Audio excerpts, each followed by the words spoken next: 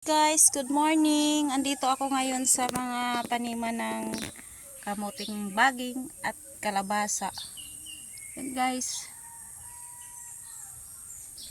Oh, may mga kakao siya guys oh. Ay, may puno pala ng mangga dito. Oh, ano dito? Nyog, napakataas. Baka pabagsakan. Yan guys oh. Yan. Oh. Ang ganda ng upuan na to. Yung kahoy. Galing ah.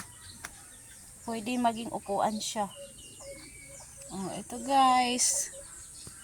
Oh, di ba? Yan. Uy, mayroong saging dito, guys. Tingnan mo oh. Mahingi nga to. Ayan. Ang ganda ng saging. Oh. Yan. Oh, may pahinog. Ito kakao. Kakao. Ito yung kakao guys. May natanaw naman ako doon oh. Yan.